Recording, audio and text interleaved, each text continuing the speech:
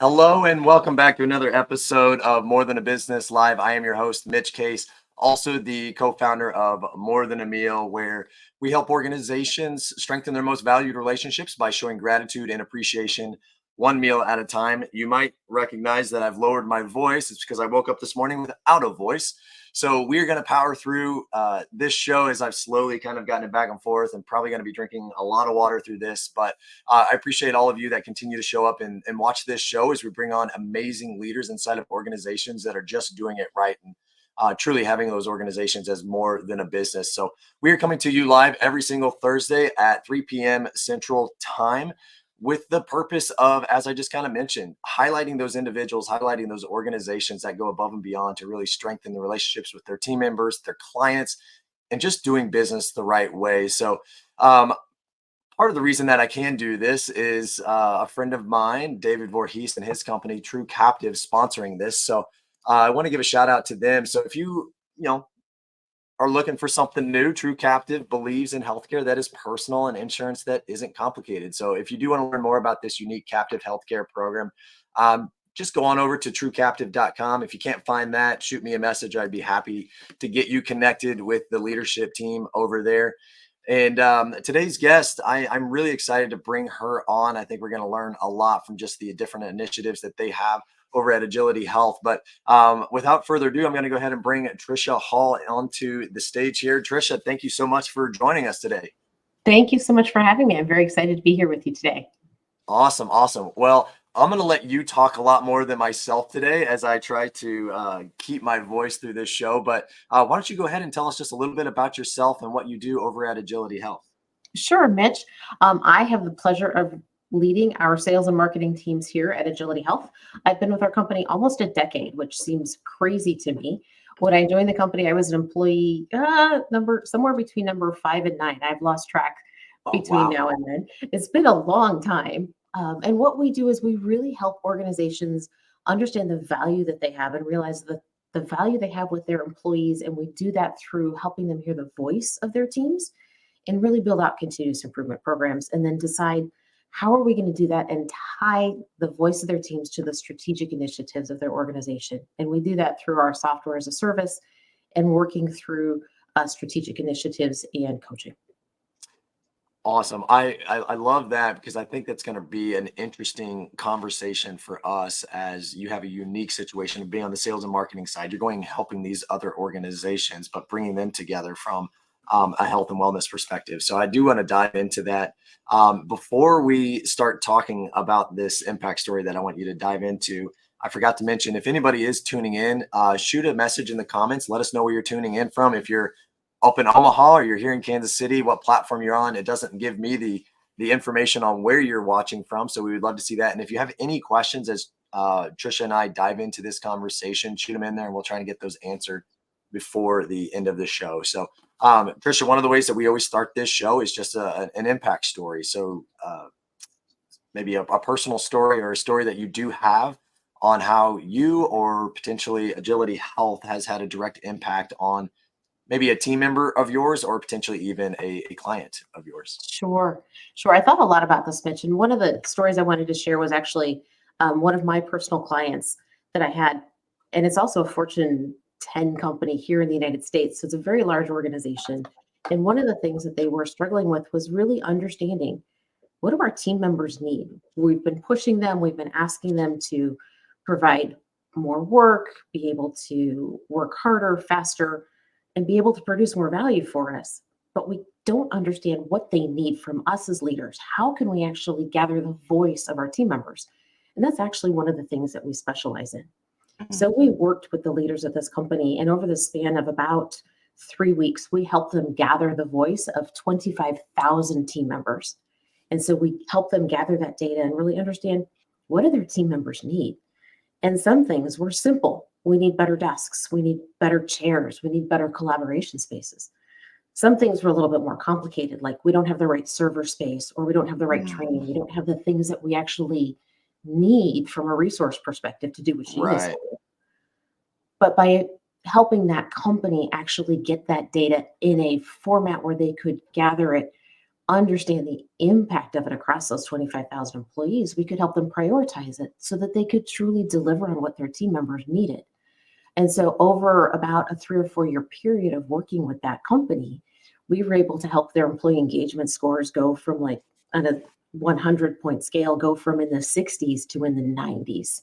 So, Wow. we were really able to help these 25,000 people be happier at work and have that come from a small tech company based out of Omaha, Nebraska. I mean, that Right. to Yeah. me was amazing to have that kind of. Yes. Wow. Okay. So, I mean, things as simple as, hey, my chair is just awful. I need a new chair because my back is hurting, all the way to you're limiting me and my potential by not having enough server space. And I'm using that without knowing actually what's going on. How do you guys go about implementing that directly within an organization? You just bring that information to them, and then what does it look like from this Fortune 10 company to actually put those things in place? Are you supporting them through that? What challenges did they experience as they were going through that? Tell us a little bit more on that story. Sure. We give the team members a way to provide their feedback and to gather that data and then be able to really compile it within our software so that they can start to see, okay, how big is the problem? So if there are 3 people that are saying it, if there's 30 people that are saying it, if there's 300 people that are saying it, so we can start to see how big is this impact. So then as a leader, I can say, oh, I need to allocate budget for this, or I Mhm. already have budget for this. Let me free it up and spend it. Or I've already solved this problem in one place. Let me just replicate it in another. So it because we're gathering data across a large scale of people and a large scale of teams, you no longer have to rely on your gut instinct saying, this is what I think is happening. You have data to back up and say, oh, hey, executives, we need money to solve this problem because we've got it across these hundreds of people. So it allows you to be able to say, okay, if I do X, this is the expected Y result, and then I can measure the results because we're basing Mhm. all of our decisions on data. Yeah. So it really gives leaders and organizations a place where they can say, well, this is what our teams are asking for, and this is what they're saying they'll be able to accomplish Yeah. if we do this for them. So, can we do it? Sure. Let's find out if we do it, what's the result? So, Hmm. it really helps leaders have a place to hear the voice, build out what does it look like from a continuous improvement perspective, and then if we do the action, then what's the expected result? Did we get it? Hmm. So we're able to help leaders base and foundation those things with data points so they can say, okay, what's next? So, yeah, I mean, I don't know if you knew this, but I spent 10 years as an engineer. So, Oh, let's get into the Excel spreadsheets and let's dive in. But you mentioned this is something with, a Fortune 10 company. Unfortunately, for those Fortune 10s, there's only 10 of them. So for the organizations that aren't in there, and let's talk mhm. a much more reduced employee rate, including like limited data points, how can, and I didn't even prep you for this question by any means. So if you help me out, if we can work through this Yeah. together, but if you have an organization of 25 to 50 individuals and you're trying to get these data points to see what truly is needed from, increasing employee engagement from 60 to 90%, how can these organizations kind of apply that approach so that they can get something out of those types of using data as well? Same process within our software. It's just a much smaller scale. So our Okay. smallest customer has, um, we go by like teams. So like they have 3 to 4 teams in our software versus the 2,500 teams that this particular Yeah. company has. Yeah. A scalable solution, of course. It's more impactful when you're talking about 25,000 people versus 40, of Yes. course. Yes. Yeah. But it's a scalable solution. And whenever you can find a way to hear the voice of your people, hear the voice of what your team members actually need for you. We use it in our own company, and our own company is 82 people. Hmm. So we use it to hear our own team members. What do you need? How can I help you? How can I, as a leader, lean in and remove obstacles and get you what you need so that you as a person can be the best person you can be? I think even just the the intention of asking that question. I think, and raising my hand as a very busy business owner, I can just be very like head down, getting things done and not slow down enough to just even ask the question, what do you need to be successful, to be happy, to feel like you can accomplish whatever it is that you want to accomplish? I mean, how often is just asking that question, raising the engagement of the team? I mean, do you guys see any sort of data from that side as well? Yeah, we like to recommend that you do it quarterly, because Okay. if you do it every month, it gets to be mundane and routine. Yeah. And And you you feel don't like really have nothing has changed in a month. right, right. You don't have enough time to work on things when you ask it, too frequently. If you only ask it once a year, everybody says, "Oh, it's that time." So we're just going Mm, to check the boxes, and it becomes a check the box the exercise. annual performance review. Exactly, exactly. So we found that once a quarter is a really good time frame, or once every 4 months, somewhere in there, so that Okay. it becomes a meaningful exercise and it becomes a part of your process. Uh, I appreciate you sharing that because that is definitely a space where, yeah, it can be easily forgotten, but definitely I see just even asking that questions with the small team that I have, just getting feedback and engagement is it's been game changing for me to learn that as I continue to grow. So let's transition into kind of our next part of this, and let's talk about agility health. I know you've kind of given a lot of maybe some ideas on some of the things you guys do directly as a software as a service piece of it, but what are some of the things that you guys are doing that truly separates you, that makes you more than a business, not necessarily, product wise or service wise from that side, but like internally, like what truly makes you guys more than a business and how do you separate yourselves? Well, we're fun. We are, like I I shared, like that. we're a tech Fun, period. company in Omaha. Few more fun facts about us: we are minority owned. We're women led. Okay. So we are, on our leadership team. We're 75% female, which is Oh, not common in tech companies, no, no, it which is not. give us a little bit of a different feel, if you will. We're Yes. also very interested in our community. So, our CEO, our founder, and her husband, who's also our finance manager, they're actually naturalized citizens. They're both from Sudan. Let's go. When the revolution broke out in Sudan several years ago, they wanted to give back to their home country. So they actually started, a nonprofit Wow. to formulate and bring together experts that are Sudanese. And so they actually have a whole network of experts that are giving back to Sudan that live outside of that country. And that actually flows down. There are several of us, myself included, on the leadership team and within our organization that are parts of community boards. I'm part of two boards myself that give back to my community here in Omaha. We want to give to the community in which we live. We also are very, very focused on family. Even before people were work from home with COVID, we wanted to be flexible with our team members. We wanted people to be able to have a life and enjoy their family. Mm, Even, we all work really hard, but we all play really hard too. So I adjusted my schedule for a year when I had kids that I needed to get to dance class when, they weren't driving yet. We had another woman on our team that, because of her partner's schedule, she wanted to work Tuesday to Saturday. And that worked out really well for us. So it worked for her. And hey, that was fantastic. So her weekend yes. was Sunday, Monday. So we're very, very accommodating of what works in people's lives, because people have lives and we want them to be happy and healthy at work. And being able to accommodate them as people is super important to us as well. Even the flexibility of schedule that you just kind of mentioned, like I feel, and this is maybe a thing that is changing or has changed because of COVID, but you know, every individual, we typically have your 40-hour work week or whatnot, but for some reason it's always been designated 9 to 5 Monday through Friday, and having that flexibility to do the things that need to be done. Now, obviously you're going to have situations where maybe you need to be customer facing and that's going to have to be more rigid, but the idea of there's 7 days in a week, I don't care when you work, just make sure we get your work done with the agreement that we have.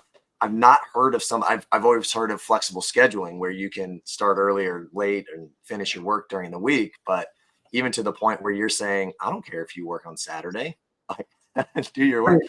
What kind of, I mean, so when you present that, or that individual comes to you and says, this is, this is what works best for me. I mean, are you presented two options?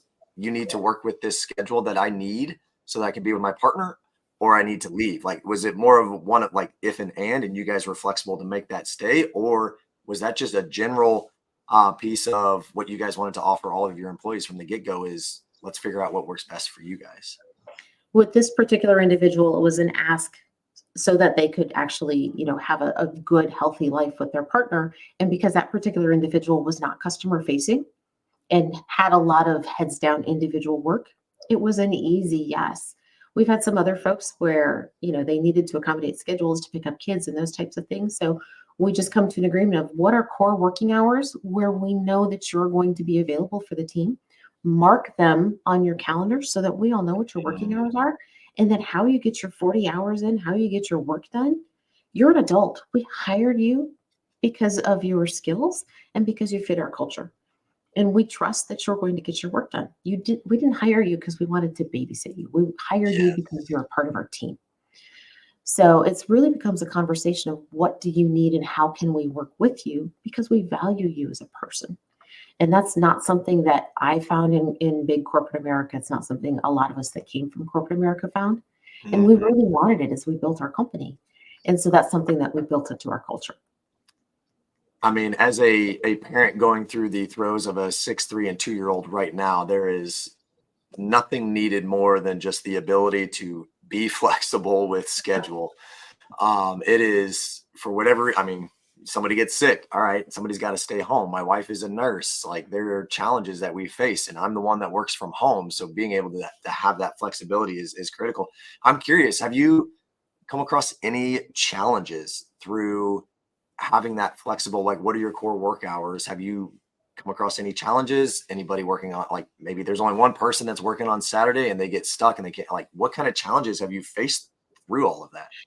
Usually, if someone is stuck and they're working odd hours and that type of thing, there are a few of us that are always a slack away.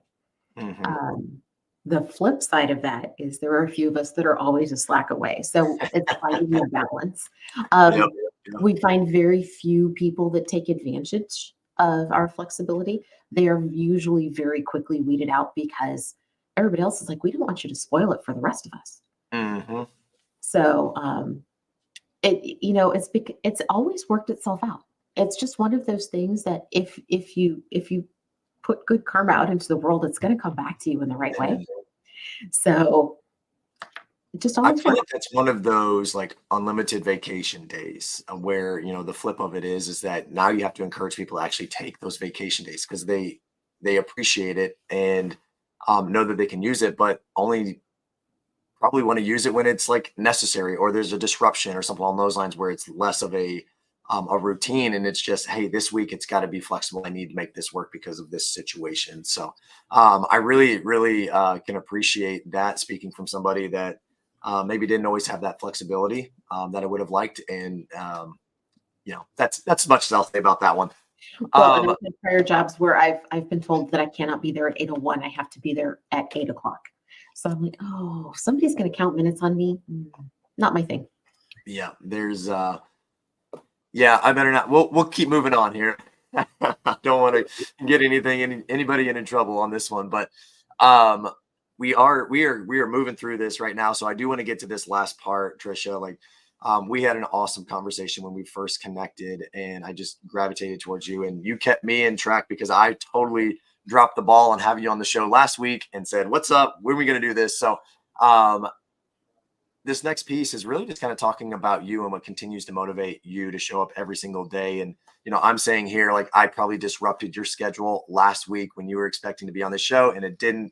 I messed that up. What continues to motivate you to show up and be able to serve the people that you're blessed to serve, both clients and your direct team members? Sure. No, it's a great question. I love the spirit and the value of what our company and what our platform can give to our customers. I mean, I have the blessing to work with some of the biggest brands around the world. I mean, I sit there and I look at our brand slide and I'm like, I have never in a million years thought that I would work with companies like this. And I have gotten to meet some of the most amazing people in the last decade who are just there for their team and they're trying to do the right thing.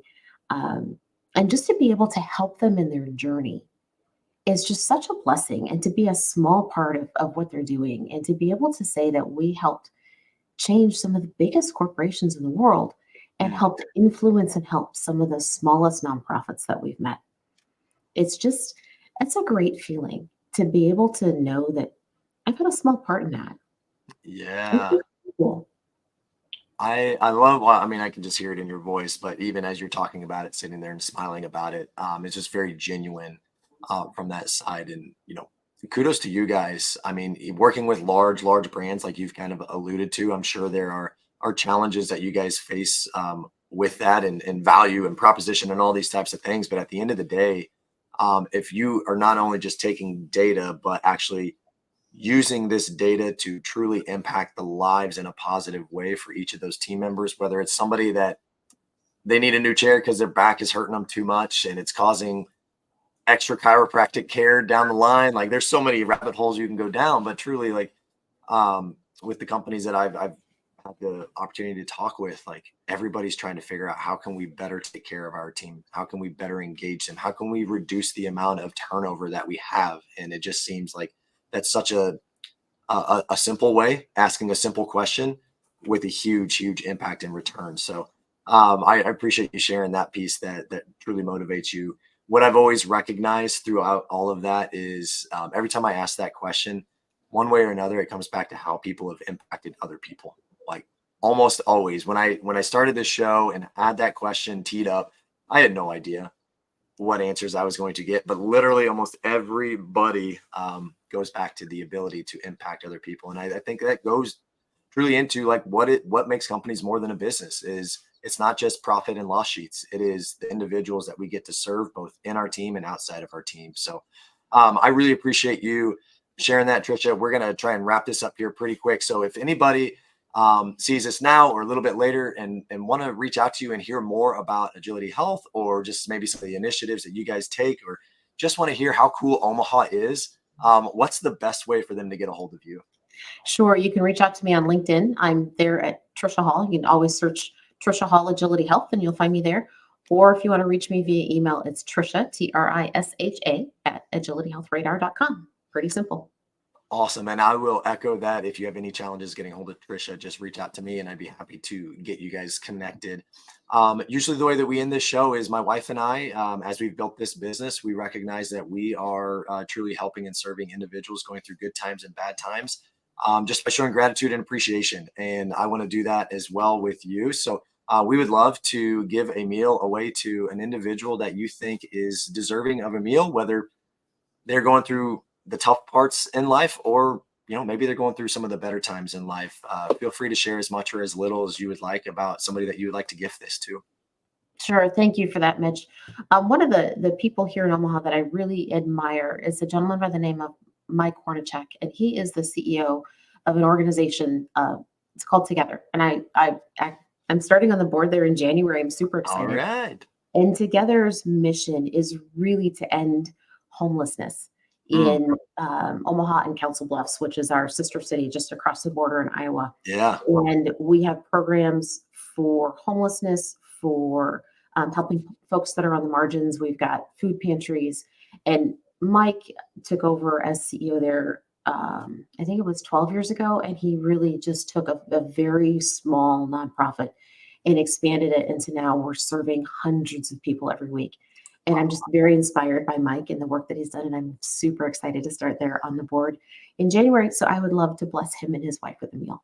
Awesome. Well, we will get connected with Mike's info after this call, but yeah, well, I mean, again, like that's the piece that like when I get to help other people that are making much bigger impacts than I am, it just brings me selfishly a little bit of joy on that end. So, Mike, we got a meal heading your way here soon, and appreciate all the work that you're doing in Omaha and Council Bluffs to help the challenges that a lot of individuals and cities face that sometimes we, you know, don't recognize or scoot over sometimes. So, thank you, Mike, for that work. All right, Trisha, we have made it to the end here. I'm going to go ahead and get us signed off. But before I do, is there any kind of last words that you would like to shout out? Thanks so much, Mitch, for having me. It's been a pleasure. I hope everybody has a safe and wonderful holiday season, and hopefully we'll see you in the new year. Awesome, Trisha. I appreciate that. All right. We will be back next week with a special episode of a good friend of mine, Corey Shear. He just came out with a book. So we're going to be talking all things trust when he comes on and the importance and how you build that. Something that's always very, very important within an organization. So I'm really excited to have him on here next week. So I want to echo Trisha's sentiment with have a wonderful and happy holiday coming up. And we will see you next Thursday at 3 p.m. And until next time, keep showing that gratitude and appreciation to each of your team members and clients that you get to serve. And we will wish you a happy holiday. Take care, guys.